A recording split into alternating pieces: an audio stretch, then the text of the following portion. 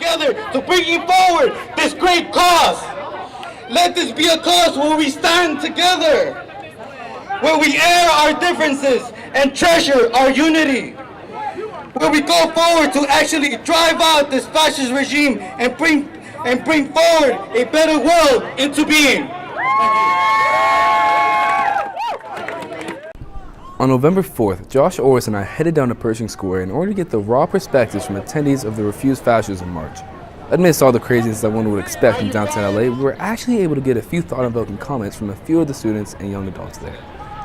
Well, today is, we call November 4th to say that it begins, because this is a beginning of a sustained resistance, where we're calling on the thousands and the millions of people to be in the streets day after day, night after night, not stopping until this regime is out of power. Not just Trump, but Pence, DeVos, Jeff Sessions, all of them, because they all pose a threat to humanity, and they're already wrapping up deportations and attacks on Muslims and attacks on women.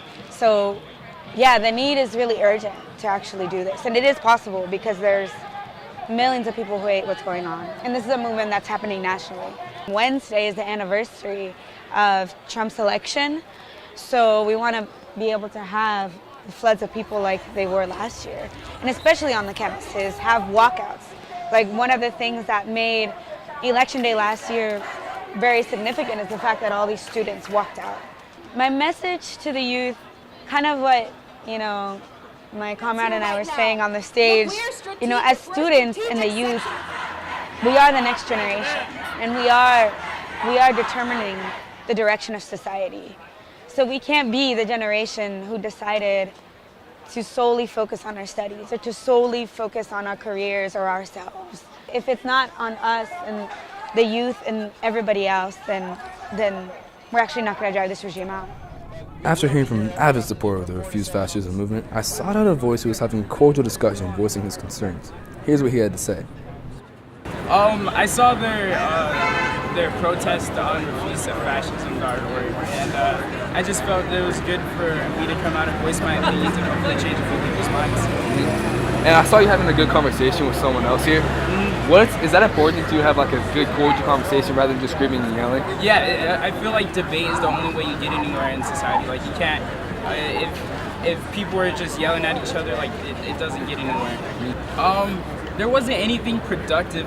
Not a lot of people showed up, really. It was kind of just like repeating the same, like, no Trump, no KKK, no fascist USA. It was kind of just like repeating the same, like, propaganda over and over again.